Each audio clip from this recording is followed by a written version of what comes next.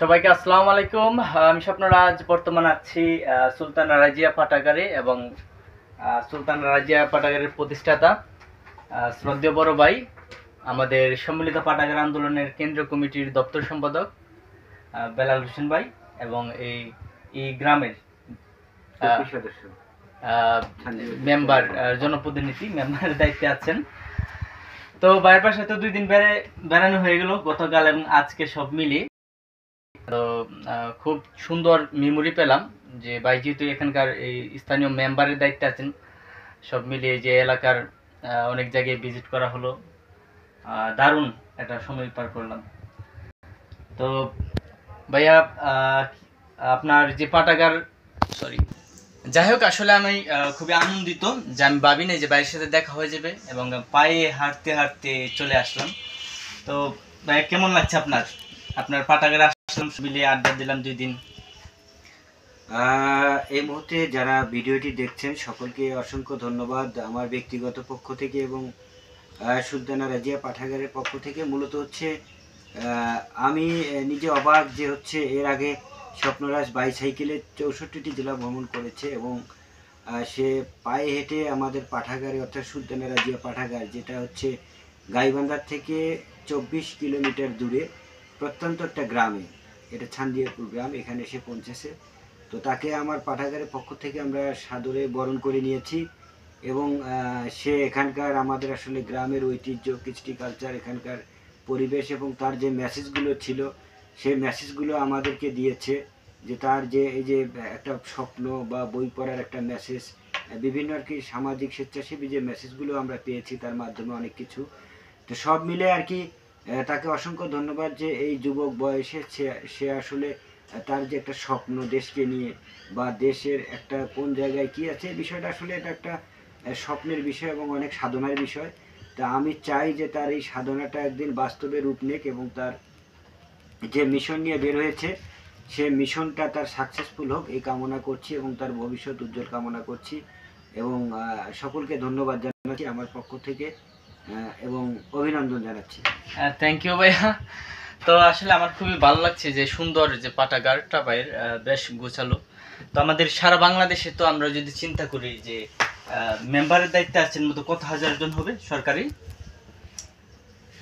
ওই যে মেম্বারের দায়িত্বে আছেন, অনেক হবে, হাজার হাজার হবে, তাই না? কয়েক হাজার আছে। তো তারা যদি প্রত্যেকে চাইলেই তো সম্ভব এরকম একটা পাঠাগার করা। হ্যাঁ, তা সম্ভব। তো তারা যদি এই উদ্যোগটা নিত তাহলে তো বাংলাদেশে একটা বিপ্লব ঘটে যেত, তাই না? আসলে আমরা যে কাজটা করি, যে পাঠাগার নিয়ে আমি যে কাজটা করি, এটা হচ্ছে যে আমাদের আন্দোলন হচ্ছে বাংলাদেশের প্রতিটি গ্রামে একটি করে পাঠাগার হবে। অলরেডি সম্মিলিত পাঠাগার আন্দোলনের ব্যানারে আমরা এই কাজটা দীর্ঘদিন থেকে করে যাচ্ছি, যেন বাংলাদেশের প্রতিটি গ্রামে একটি করে পাঠাগার হয়। আর আমরা কিন্তু একটা গ্রামে কিন্তু অনেকজনেই থাকি যারা আসলে ইচ্ছা করলেই কিন্তু একটা পাঠাগার করা যায়। আর আমরা অনেক কিছু অপচয় করি, অনেক বিলাসিতা করি, কিন্তু আসলে এই যে একটা জ্ঞানের ভান্ডার, এটা আমাদের করা উচিত। এবং আমাদের এই ভিডিওটা আপনারা যারা দেখছেন তারা চিন্তা করবেন যে আমরা যেন একটি করে একটা গ্রামে পাঠাগার করতে পারি, এরকম আমাদের যে উদ্যোক্তা তৈরি সম্মিলিত পাঠাগার আন্দোলন যে শ্রদ্ধেয় আব্দুল সত্তার খান ভাইয়ের যে মেসেজ, এটাই ছাত্র ভাইয়ের মেসেজ। এবং চিন্তা করবেন যে প্রতিটি গ্রামে একটা করে পাঠাগার, আপনারা যদি পাঠাগার করতে গিয়ে কোনো হেল্প লাগে, আপনার সেই হেল্পগুলো আমাদের কাছে চাইলেই আমাদের পেজ রয়েছে সম্মিলিত পাঠাগার আন্দোলন, আপনারা নক করবেন এবং আমরা আপনাকে পরামর্শ দিয়ে হেল্প করব। ধন্যবাদ জানাচ্ছি। হ্যাঁ, আমার আসলে খুবই ভালো লেগেছে ভাই। আমি বড় ভাইয়ের কাছে এসে অনেক পরামর্শ পেলাম, মানে 2 দিন ধরে অনেক আড্ডা হলো এবং এসে আমাদের স্পেশালি ভাই যেহেতু যে সম্মিলিত পাঠাগার আন্দোলন কেন্দ্রীয় কমিটির দপ্তর সম্পাদক এবং আমি কেন্দ্রীয় কমিটির কার্যনির্বাহী সদস্য, তো সব মিলে আমরা যারা আছি কেন্দ্রীয় কমিটিতে বা আমরা যারা সম্মিলিত পাঠাগার আন্দোলনের সাথে জড়িত, আমরা প্রত্যেকেই যদি যেভাবে সরাসরি যে যাওয়া আসা করি পাঠাগারগুলোতে, এই যে একটা সম্পর্কের যে একটু উন্নয়ন, এই যে বোঝাপড়া যে বাড়লো, এসে দেখলাম বা এখানে খাওয়া দাওয়া করলাম, সব মিলে আসলে অন্যরকম একটা অভিজ্ঞতা এবং এই অভিজ্ঞতাটা সকলের দরকার। তো ওই সুবাদে আমাদের যারা আছেন সম্মিলিত পাঠাগার আন্দোলনের সকলকে আমি সুনামগঞ্জ আমার বাড়িতে ইনভাইট করছি, আপনারা আজ চলে আসবেন, দেখা হবে। আর কি বলবো, আর আমার যুবক ভাইদের উদ্দেশ্যে বলবো যে বর্তমান ভ্রমণ আসলে পায়ে হেঁটে বা সাইকেলে ভ্রমণ বাংলাদেশটা এটা কোনো বিষয় না, মানে এটা চাইলেই সম্ভব। তো ভ্রমণ করলে কি হয়, আমার যে মেসেজ, যে আমাদের যে আমাদের যে শক্তি সামর্থ্য, শরীরে যে এনার্জি, সব মিলিয়ে যে পায়ে হেঁটে বাংলাদেশটা ভ্রমণ করা আমার জন্য তেমন কোনো বিষয় না। কিন্তু আমি চাইলে 64 দিনেও আমি 64 জেলা ঘুরে আসতে পারি, প্রতিদিন 40 কিলোমিটার হাঁটা কোনো বিষয় না। কিন্তু ঘটনা হলো যে আমার বর্তমান ভ্রমণের উদ্দেশ্য হলো যে একটা বই লেখা। তো একটা বই লিখতে হলে এসে যে বাইরের সাথে আজকে 2 দিন আমার কেটে গেলো, এসে গল্প করলাম, এই এলাকার আশেপাশে ঘুরলাম, অনেক কিছু জানলাম, পাশের গ্রামে ওই দিন রাত্রে গান শুনলাম মধ্যরাত পর্যন্ত। এই যে বৈচিত্র্যময় একটা অভিজ্ঞতা, ওই অভিজ্ঞতা নিতে হবে, মানে গল্প তৈরি হতে হবে। আর আসলাম, চলে গেলাম তা তো হলো না, আসলাম দেখলাম, মাথায় করে কিছু নিয়ে যাওয়ার জন্য এসেছি, সারা দেশ ঘুরে ঘুরে নিচ্ছি, এটা বই লেখার উদ্দেশ্য। আর প্লাস হলো যে সারা দেশ দেখার মাধ্যমে যে জ্ঞান অর্জন, নিজের দেশ এবং দেশের মানুষকে আরও কাছ থেকে জানা। আমরা যদি আমাদের দেশ এবং দেশের মানুষ কোথায় কি আছে যদি না জানি, দেশটা দেখতে কীরকম কি যদি না জানি, তাহলে তো দেশের প্রতি আমাদের প্রেম ভালোবাসা কোনোটাই আসলে তৈরি হবে না। আর এই যে এখানে সে বইটা তুললেন, এই যে সৃজনশীল গাইবান্ধা, এই বইটা আমার খুবই পছন্দ হয়েছে। এটা আমাকে গাইবান্ধার যে ডিসু মহোদয়, ডিসি সাহেব আমাকে এটা উপহার দিয়েছেন এটা। এবং এই যে এখানে একটা উপহার দিয়েছেন, সব মিলে আসলে গাইবান্ধা আমার সুন্দর একটা মেমোরি হয়েছে। আর আর কি, মানে দেশ এবং দেশের মানুষকে জানার জন্য ভ্রমণ, জ্ঞান অর্জনের জন্য ভ্রমণ, আনন্দের জন্য ভ্রমণ, হ্যাঁ, এবং পজিটিভ চিন্তার জন্য ভ্রমণ করা আর কি। তো ভাই আমি কি লাস্ট আমি আপনাকে একটু পরামর্শ চাবো যে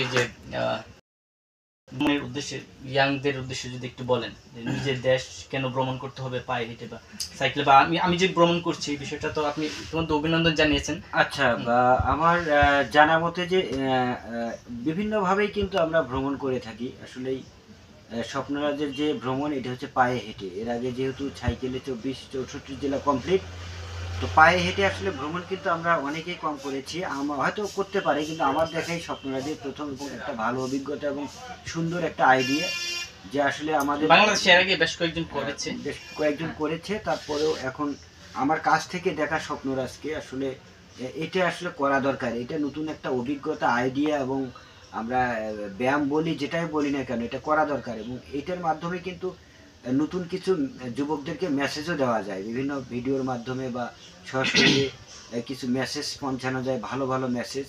এবং এটা করা দরকার, এবং এটা এতটাই দরকার যে আমাদের মনে হয় অনেকেরই করা দরকার। যদিও আমি ব্যস্ততা থাকি, আমারও ইচ্ছা জাগে যে আমি অন্তত বাইসাইকেলে হলেও বা কিছু করে হলেও যেন পুরো 64টি জেলায় একযোগে ঘুরতে পারি। আমার এমনি ভাই ব্যক্তিগত চাওয়া যে আমাকে দেখে 1000 জন বাংলাদেশের ছেলেমেয়েরা উদ্বুদ্ধ হোক নিজের দেশটা ভ্রমণে। জি, আমি এটাই আসতেছিলাম যে আমার নিজেরও ইচ্ছা জাগে যে এই যে স্বপ্নরাজের এই ঘোরা বা স্বপ্ন দেখে আমারও ইচ্ছা জাগে যে আসলে আমিও ঘুরি। তো আমরা যেটা করব, যে যুবকদের উদ্দেশ্যে আমার যেটা মেসেজ, যে আমরা আমাদের দেশকে যদি ভালোবাসি, তাহলে দেশের অবশ্যই দেশের কিছু স্থান জায়গা আমাদেরকে অবশ্যই দেখতে হবে। এই আহ্বান আমারও থাকবে যে স্বপ্নরাজকে অনুকরণ করে আমরা যেন এরকম ঘুরতে পারি। দেশের ভালোবাসাটা তো ওইভাবেই তৈরি হবে যে আমি আসলাম নদী, আমার দেশের নদীর কিনারে বসলাম, পদ্মার পাড়ে বসলাম, যমুনার পাড়ে বসলাম, আমি ওই কক্সবাজার গেলাম, সাগরটা দেখলাম, এই যে সাগরের প্রতি একটা প্রেম তৈরি হলো, সাগরের যে বাতাস, শীতল বাতাস যে আমার হৃদয়ে ছুঁয়ে গেল, আমাকে যে মুগ্ধ করলো, এই যে মুগ্ধতার এই সাগরের যে প্রেমে পড়লাম, পাহাড়ে উঠলাম, বা এই যে 64 জেলা বিভিন্ন মানুষের আত্মীয়তা গ্রহণ করলাম, যে ভালোবাসা, আবেগ, তাদের সুখ দুঃখের কথা শুনলাম, সার্বিকভাবে তো মূলত দেশটারই প্রেমে পড়া। জি জি, এটাই আর কি মূল বিষয়, এটাই আসলে মূল বিষয়। আর যেটা মেসেজ, যে আমি আবারও বলছি যুবকদের উদ্দেশ্যে, যে আসুন আমরা নেশা নয় এবং মাদক নয়, আমরা বই পড়ি। পাঠাগারের মধ্যে ভিডিওটা নিচ্ছি, আমরা বই পড়ি, ভ্রমণ করি। আসলে ভ্রমণের মুহূর্তে কিন্তু আসলে নেশাটা অনেক দূরে থাকবে। আমরা ভ্রমণকে গুরুত্ব দেব, তাহলে মাদক, নেশা যেটাই বলি না কেন, তাহলে দূরে থাকা যাবে। ভ্রমণ করব, অবসর সময় বই পড়ব, এটাই আমার মেসেজ যুবকদের উদ্দেশ্যে সারা বাংলাদেশে। এবং আমি ন্যাশনাল ইউথ ফোরামের কেন্দ্রীয় জেলা ন্যাশনাল ইউথ ফোরাম ও গাইবান্ধা জেলার আমি সভাপতির দায়িত্বে আছি। যুবকদের নিয়ে যেহেতু কাজ করি, আমি স্বেচ্ছাসেবী কাজ করি, সেখান থেকেও মেসেজ যে আমরা সকলেই এই ভ্রমণের দিকে আকৃষ্ট। ধন্যবাদ। থ্যাংক ইউ ভাইয়া। ভাইয়া অনেকক্ষণ সময় দিলেন, তো পাঠাগারটা আমি আবার একটু দেখে নিতে পারি, এই আর কি বিষয়। আর শেষ বলবো যে আমি তো আগে 64 জেলায় ঘুরে বই পড়ার আন্দোলন করেছি, আপনারা এরকম সামাজিক একটা বার্তা নিয়ে ভ্রমণ করতে পারেন। আর বর্তমান আমার মন মানসিকতা সব মিলে একটা উদ্ভ্রান্ত একটা ভাব আছে, যে উদ্ভ্রান্ত বলতে একটু মানে নিজের মতো করে একটু থাকতে চাচ্ছি, সব মিলে আর কি বের হলাম। তো আমার তো যে মেসেজটা অটোমেটিক চলে আসতেছে, বই পড়া ভ্রমণ করা এগুলো তো চলে আসতেছে, প্লাস জ্ঞান অর্জনের জন্য ভ্রমণ, বই পড়ুন, ওই আর কি সংক্ষিপ্ত। তো সকলে ভালো থাকেন। আমি খুব সুন্দর স্মৃতি নিয়ে গেলাম এই গাইবান্ধে এসে। তো ভাইয়াকে আমি আবারও ধন্যবাদ জানাচ্ছি। ধন্যবাদ সকলকে। ধন্যবাদ। Thank you.